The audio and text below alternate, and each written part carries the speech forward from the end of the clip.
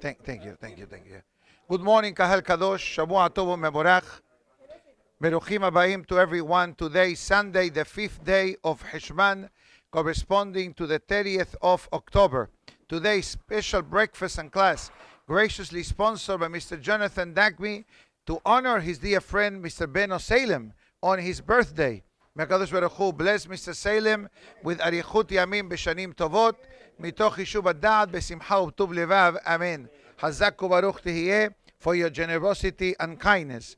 You know, I read, I believe in the name of the Ben Ish Chai, that every year that a person celebrates a birthday is their own private, particular Yom Tov. That's what he says. And it says that especially when a person reaches the age of 60, probably you're 61, okay, or 70 and 80, every 60, 70, 80, 90, you make a special tefillah and you make a special hoda'ah to HaKadosh Baruch Hu.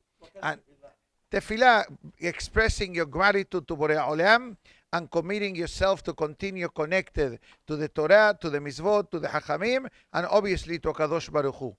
Because every day and every year that a person celebrates, it's like, HaKadosh Baruch Hu is giving the person a new lease on the life. This is the peshat when it comes to celebrating a person's birthday. With all that being said, we'll discuss a few messages for the Gemara in Masechet Berachot. Although it's not the most pleasant topic to discuss on a beautiful sunny Florida Sunday morning, but yet it's part of the message of the Gemara, and we'll discuss halacha le ma'aseh. And our Hachamim tell us that when a person learns certain halachot, the zechut of learning certain halachot which are not from the happiest halachot, in Shamayim it's considered like if the person went through that situation and doesn't have to experience it in real life. Which halakha we're going to discuss today? The mitzvah of levaya, the mitzvah of escorting remains. You know, in Brooklyn, this is called the mitzvah, going to the mitzvah. I must be honest with you, I never heard this term until I came to the Safra Synagogue. In the Jewish world, it's called levaya. Levaya is Lashon Levi. Levaya is the mitzvah of escorting the remains or escorting a person that was a guest in your home. That's an interesting halakha. So let's go to the Gemara of escorting remains. Amar Rahaba Amar Rabbi Yehuda Kol harohe hamed beno malvehu, melavehu rather. A person who sees a levaya, a person sees that a hearse is going by and continues with his ways and doesn't walk at least 4 steps. That's all it's required. The mitzvah of levaya is arba'a amot. However, is transgressing a pasuk that says in the name of Shlomo HaMelech, lo'eg larash heref osehu. You're mocking the poor and you're blaspheming him. Now, what is this pasuk referring to? I'm going to give you an introduction to a different halakha. We know that certain segments of the religious world in Am Israel walks around with the sisiyot outside of their pants. Most of us wear it inside, but thousands, let's be honest here, if it's in America or in Israel or in South America, they walk around with the sisiyot outside. Hacham Rabbi Yosef writes that although it is not the Sephardic tradition, but if this gives the person hizuk to have irat shamayim, and especially seeing the sisiyot reminds him of what he is, and he's a ben Torah, he's allowed to carry them outside. Okay, I'm not telling you to change, God forbid, but I'm only telling you what's written, because many times people say Sephardic people don't do it. Don't generalize when it comes to Sephardic people. You know, we were discussing an interesting halakha late last night, and they asked my opinions, and it says, what opinion do you want? Do you want half of Brooklyn opinion? Do you want the second half of Brooklyn opinion, or you want South American opinion? And all of them are Syrian world. Okay? So, right. So let's call it Elu ve'elu divrei Elokim Haim, the way the Gemara writes. All the roadways lead to Yerushalayim. So what happens now if a person, if a person is has v'shalom in the Beit Haim, in the cemetery, right? And suddenly he realizes that the sisiot are sticking out. You know what the halacha is? You must put on the sisiot inside of your pants. Why? Lo'ek larash. You are mocking the dead. Who is Rash? Rash is worse than poor. Poor is ani. Rash yani has nothing. A destitute person. Who is the destitute? The dead person. Because the dead person has no longer mitzvot.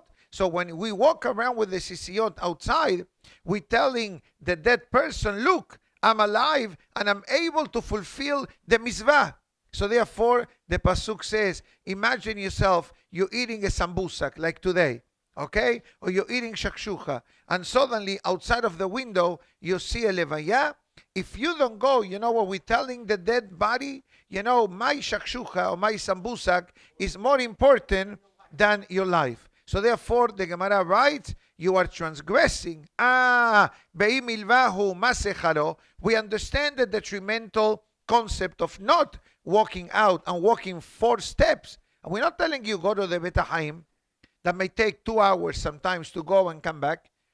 He says, well, if you go, what's the reward that HaKadosh Baruch Hu will give the person? Amar Avaseh, ma'aleh alav katuv, malveh Hashem, gomel honen dal. What's the meaning of malveh? Malveh, although it means lending, but malveh also means to escort.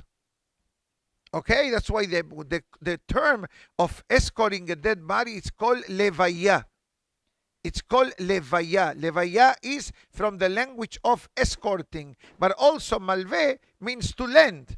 So it says the pasuk, malveh Hashem, a person, so to speak, that escorts God or is lending to God the grace to the destitute. What does it mean? HaKadosh Baruch Hu says, you took care of a destitute person, I'll take care of you. Borei Olam reciprocates. And what does pasuk this says? Umchabedo honen evion. And Hashem bestows honor on the person that is gracious to the poor. What does it mean? You know, Rashi writes in Perashat Re'eh, I believe, when the Torah talks about the loss of Yom Tov, and one of the requirements for the Yom Tov is that a person also takes care of the needy. And the Baruch Hashem, all over the world, is a known concept from the Torah that people, especially before the holidays, step up to the plate and give to help the Hesed fund, to help the needy, etc. So the pasuk says, Umchabedo honen ebion. Hashem gives honor to the one that is honen. What's the meaning of honen? Graces. Ata honen le'adam da'ad. Honen means from hen. We discussed the word hen at length in the Parashah of Noah. Benoah matzah hen be'enei Hashem. Noah, reverse, is the word hen. And we explain in the name of Rabbi Yosef Galimidi that what made Noah a great person, that his grace, so to speak, it wasn't one way. It was 2 ways. Hen in HaKadosh Baruch Hu and hen with people. And we discussed that sometimes people have hen, meaning to say they have good in their relationship with God, but lacking in the relationship with people. And there are people that are good with people, but are not really with HaKadosh Baruch Hu. So the great rabbi writes that Noah was all-inclusive package, was good with HaKadosh Baruch Hu and was good with people. Baruch atah Adonai Eloheinu melech haolam she'akol nihiya bidbaro.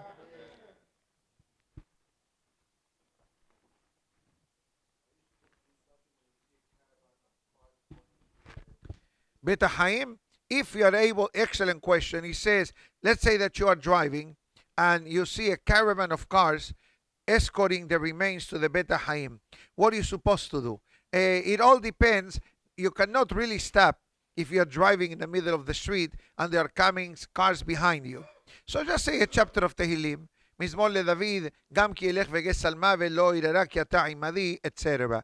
The next topic of the Gemara is, if the dead people know what's flying around them.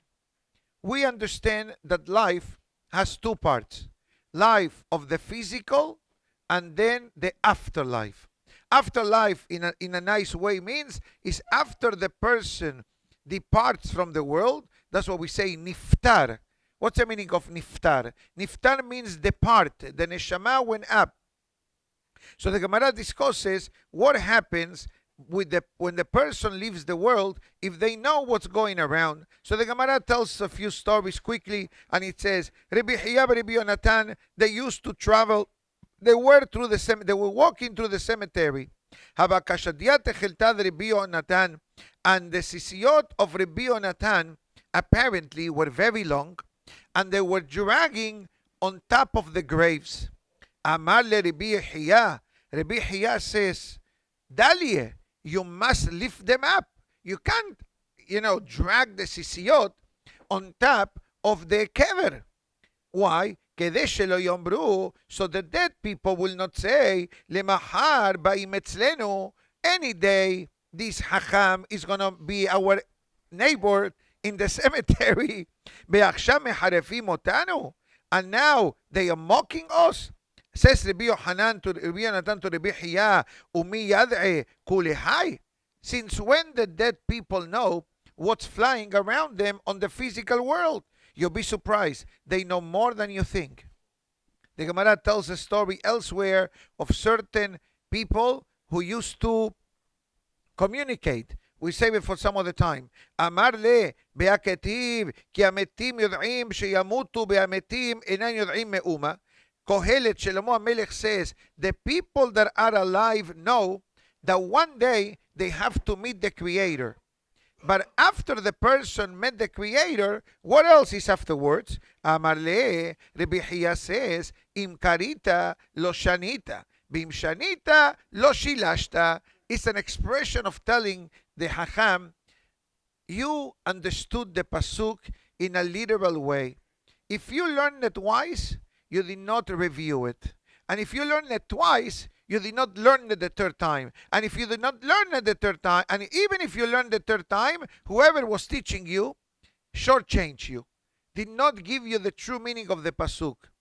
So comes Rabbi Hiya and explains, Ki achirim, ki achayim yod'im sheyamutu.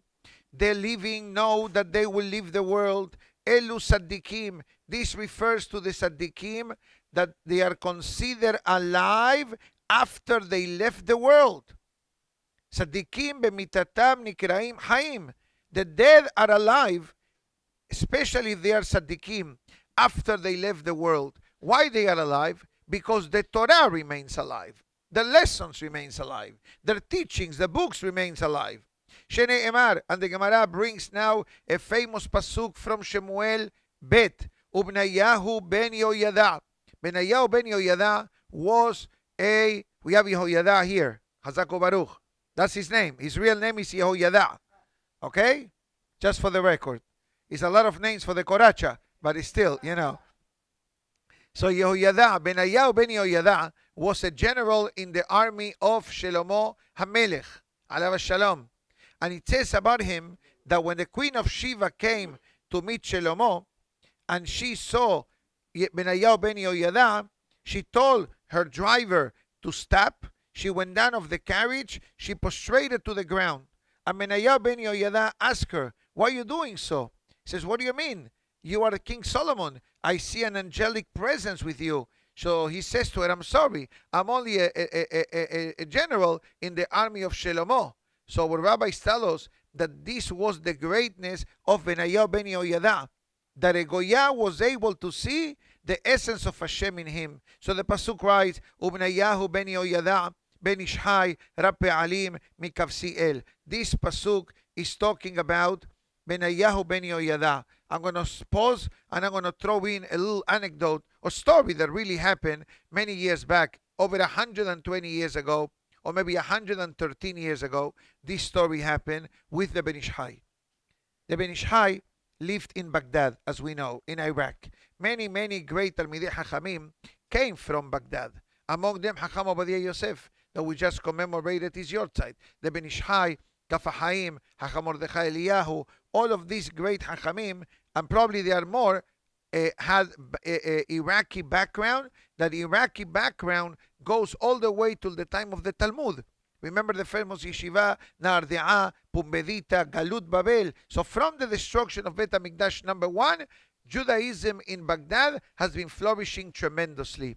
So the Ben Ish Hai, I do not know how many times he traveled to Eretz Israel. To my recollection, 2 times. But you have to understand, traveling from Baghdad to Israel is not like Miami El Al Airport non-stop. Almost 120. It was a true journey. So in one of the trips that the Ben Ish Hai took going to Israel, he went to visit the Kevarim. I go to Israel. What do you think I do? Eat shawarma every day? I don't.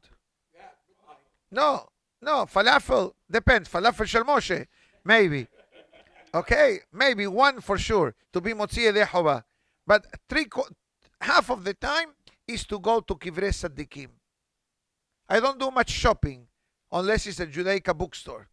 Then I come back with a new merchandise because Sefarim always come new and there's always beautiful, beautiful things available, etc. So what did he do, the Ben Ish Hai? The Ben Ish Hai went to the kever of Benayahu ben Yehoyada to pray. I think the kever of Benayahu is in the northern part of Israel, right? When you make the trip, you go to Amuka, Meron, Tzfat, etc. Rabbi Yosef, you're going to find the kever of Benayahu ben Yehoyada. And what did he do there? He did ishtatehut ala kever. What's the meaning of ishtatehut? There are many ways of visiting a kever. One is you walk into the kever, you take your book of Tehillim, you read, you pray, and you leave. But what did the Ben Ish Hai do? Something that some people do. He went on top of the kever. You don't prostrate. You put your body on the kever. That's called ishtatehut. Okay? You put your body on the kever. And when he finished that procedure in the kever, he said, I'm a different person. I felt, he says, the Ben Ish Hai, that the neshama of Benayahu ben Yehoyada penetrated my neshama. Now, you need to be the Ben Ish Hai to say such a thing.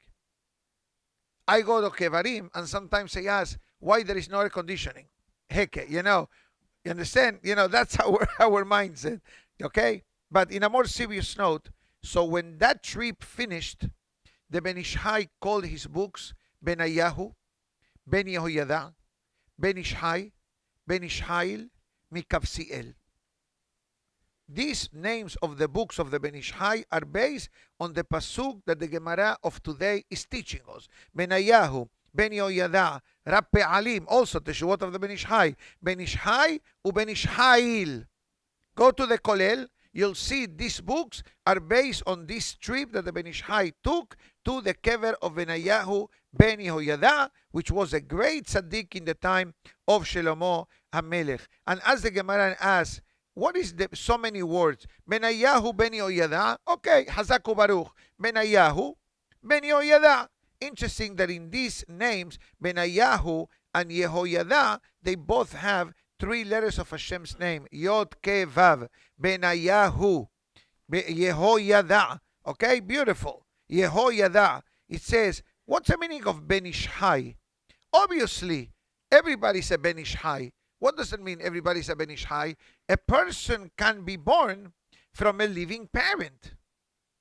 Even if, God forbid, like this week, this Shabbat coming up is the Hilulah of Rachel Imenu, right?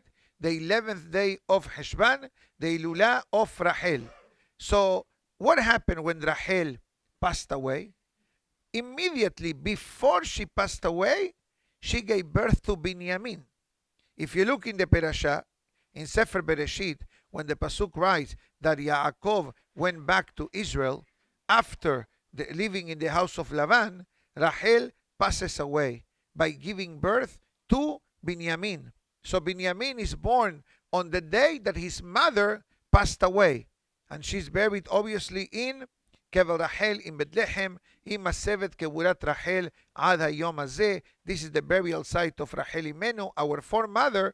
And the Gemara asks, what's the meaning of the word Ben Ish Hai? Obviously, Atu Kule Alma Bene Meteninu.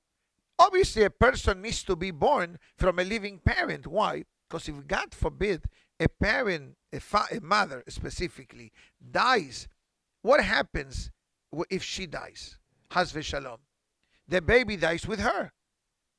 There is no oxygen, there is no fluid, there is no food, etc. So what the pasuk tells me, Ben Ish Hai, Ella Ben Ish Hai, sheafilu bemitato karui Hai.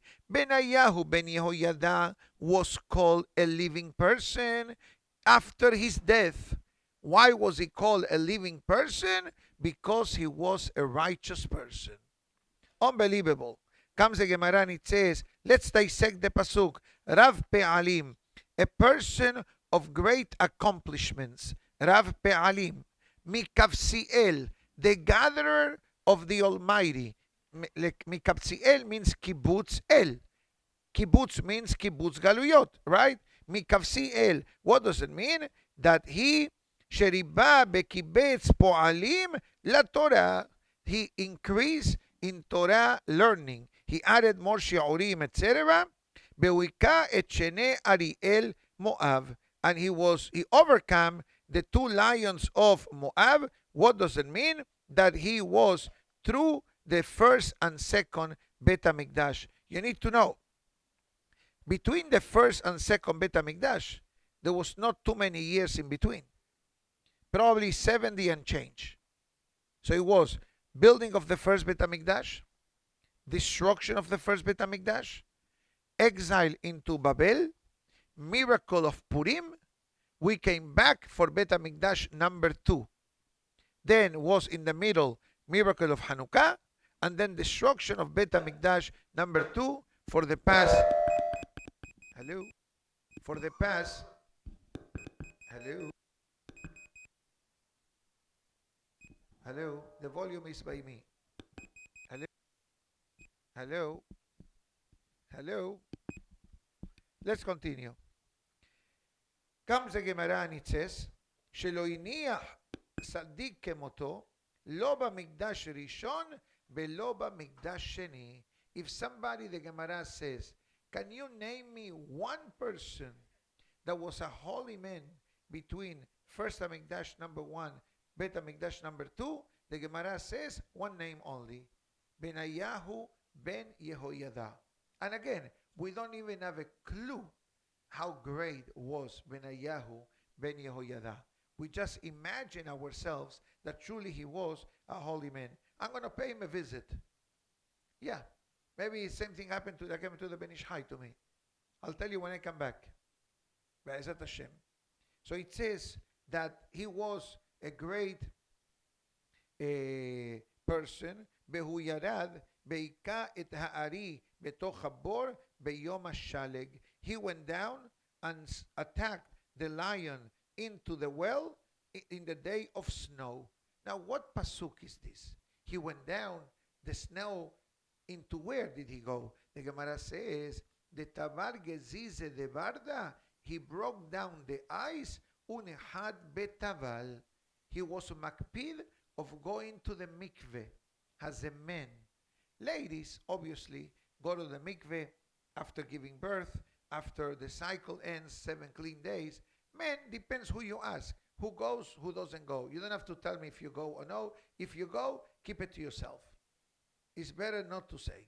But it says that Benayahu ben Yehoyada was very makpid. He was very meticulous. That every time he will fulfill the mitzvah from his wife the night before, Haim Tovim, before learning Torah, he will go to the mikveh, which this is called Takanat Ezra. One of the takanot that Ezra Sofer made was for a man to go to the mikveh the morning after. Now, nothing is coincidence. I remember this Mishnah of today. Mishnah of today, the 3rd chapter of Berachot. And I remember when I was a child, the teacher skipped the second part of this chapter of the Mishnayot. Why? Because it was talking about Baal Keri, a man that has a bodily emission of Zera. So one opinion in the Mishnah says, בעל קרי מהרהר ואינו מברך. A בעל קרי cannot pray or say Shema or learn Torah before going to the mikveh. That was the Mishnah. Rabbi Yehuda disagrees. Rabbi Yehuda Omer mevarech. Baal Keri is allowed to go ahead and to pray and to learn Torah, etc. And the Rabino Yosef Galimidi says, Ezra tiken shelo yikra Baal Keri b'Torah. A Baal Keri, a person that has a bodily emission, ben be'ones, ben berason, if he did the mitzvah with his wife, or he went to sleep dry, and he woke up with an accidental situation, until he goes to the mikveh. Below, why did he establish such a takana? It says, לא מפני טומאה בטהרה, שדברי תורה מקבלים טומאה. It says, if you're going to say, because there is tum'ah involved, impurity, it says that's not really a reason. Why? Because the Torah is so holy that nothing can make the Torah teme'ah. So why did he establish this concept? שלא יהיו תלמידי חכמים מצויים של נשותיהם כתרנגולים. So the חכמים will not be spending too much time with their wives every night like the hen spends times with the rooster. In other words, let's clarify this. I don't want anyone to walk out of the room to misunderstanding what the Mishnah is trying to say. Ezra Sofer says that when a person fulfills the mitzvah with his wife, the Gemara writes, Eber katan yesh ba'adam. There is a small organ in the human body of the man. Ma'achilo ra'ev. Masbi'o, no, mehila. Ma'achilo, no, masbi'o ra'ev. Ma'achilo sabea. What does it mean? It says, the more acts of intimacy the person does as a man, the body desires for more. And that comes with side effects. Side effects in the body, side effects in the strength of the man, side effects on the tiredness of the body. And that comes with a domino effect. In some cases, premature aging, according to the holy books, yes. But if you control it, marbi'o, yani you control it, I'm not going to tell you the frequency, according to the Zohar Kadosh, once a week for Hachamim, Shabbat night. But relax, get married, then we'll talk about it. Be'ezat Hashem. No, just in case, maybe he wants to be a Mahmir. Don't get ideas. I know my clientele. At least those that are physically present in front of me. If you're watching through iTorah.com, I can't see through the screen. But those that are in the room, when the pasuk says, Mi va mi ha'olechim, who is who? Believe me, everyone has a folder. The Shem Shamayim, obviously. So what Rabbi Ezra Sofer wanted to keep a certain order of behavior in the life of the Talmidei Hachamim, because that will enable them to become greater Talmidei Hachamim.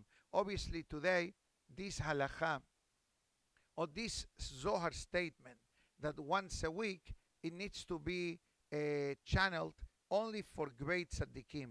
According to the Zohar Kadosh, I believe that the night that the wife comes from the mikveh has the same kedusha as the Friday night mitzvah of Ona, because it's in the height level of kedusha, of sanctity and purity, especially after the wife comes back from the mikveh. So what a man does, if a man does not go to the mikveh, rule number one, a person must wash that particular part of the body well.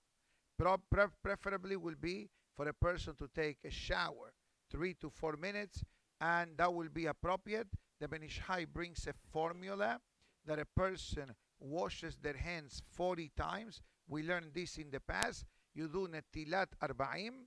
You do basically 40 times you wash your hands, and then you say a special prayer, and then you say a pasuk. Now, since we're talking about this topic, how do you wash 40 times? So the Ben Ish Chai says as follows. It really sounds a lot, but take my word for it, does not take more than 3 minutes. you have two netila cups. If you have one, it takes you a bit more. If you have two, it's easier. So you fill up one cup and you do first skipping 1, 1, 1, 1, 1, 1. You have two hands. You do 10 sets, you have 20 already. Then you take the cup, you pour 10 to the right, then you fill up the cup, 10 to the left. Now you have 20 from before, 10 on the right, 10 on the left. That's 40. That's how you do. Ah, full hands, yeah. It's not too complicated. It takes me longer to explain than to do it. Repeat that again? No, that's instead of the mikveh. Instead of the mikveh. If you can go to the mikveh, Hazaku Baruch. But let's say you cannot go to the mikveh. It's Tuesday night. And you go to the mikveh only once a week, Friday afternoon. So in the morning when you get up, you take a shower, you get dressed, then you go to the sink and you do the washing of the hands 40 times. And you're supposed to say a pasuk. The Ben Ish Chai writes that it says, Lev tahor berali Elohim, beruach nachon hadesh bekirbi. A pure heart God created inside of me, beruach nachon, and the proper spirit, hadesh bekirbi, renew inside of me. And if you look at these three words, lev tahor bera, lev lamet, tahor tet, bera bet, you have the word tabal, of dipping. And then if you look at the last letter of these words, lev is bet, tahor is resh, bara it's aleph ever, tabal ever. That like washing 40 times is like you took your organ into the mikveh. That's what's written in the holy books. Now, let's move on. We have a few more minutes with your permission. Thank you so much. I'm busy. I have a wedding in a few hours. I need to get ready. Yes.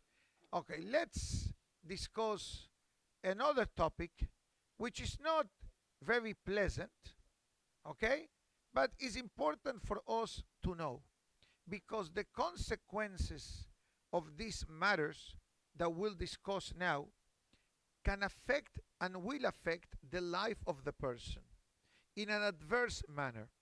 I'd like to give an introduction. Remember when it comes to the time before Rosh Hashanah and Kippur, and we do a Tarat Nedarim, and we explain why do we do a Tarat Nedarim so early before Rosh Hashanah and before Kippur. We explained that a person who makes promises or vows, which is the current topic of the Daf Yomi, and doesn't keep them, their tefillot are blocked for 40 days. It's called Nidui Arba'im Yom. A person is in quarantine, so to speak, for 40 days. That is a Nidui from Shamayim. No human can activate that Nidui. But now we're going to learn a few cases where the Bedin can officially publicize to the world that this person is in Nidui, is excommunicated from the community. And the Halakha brings down what are the consequences. For example, he cannot be a Hazan. He cannot go up to the Sefer. He cannot even sometimes come into the synagogue. And if he does, he sits in the back row. Nobody talks to him. You don't business with him, etc. So this is very strong. You know, you're basically excommunicating someone. So what prompts to excommunicate someone? In other words, what sin does a person needs to do to be labeled as someone that is in harem? So the Halakha brings down in the Shulchan Aruch that there are 24 situations that puts. Number one, this is heavy. המבזה את החכם אפילו לאחר מותו. A person that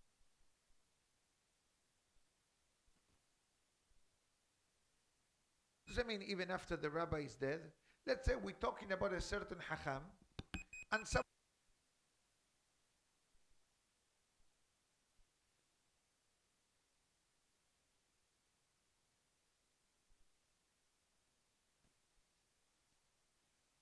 alive is one avon, and is a rabbi So you have two in one. Number two, המבזה שליח בית דין. The beit din sends a messenger to deliver an invitation for a person to come to the beit din, and the recipient of this letter mistreats the shaliach. Says, get out of here. If you don't live here, he's called the police on you. That's called mebazeh. You are belittling the person, disrespecting the person. Another one, number three, hakore lahavero eved. You call your friend a Yehudi, you're eved kenaani. You're a goy servant to me. That's also an avon. Number four, hamezalzel bedavar echad me'amizvot. A person who says, this mitzvah doesn't apply. This mitzvah, it's irrelevant. This mitzvah doesn't make sense. Talking this way, it's asur. Afilu midibre sofrim.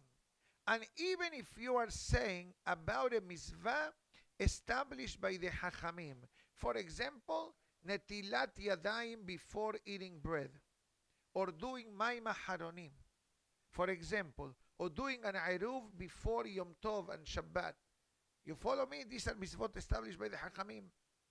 Mi sheshalchu lo beit din, number five, the beit din sends a summon to the person whenever there is a din Torah.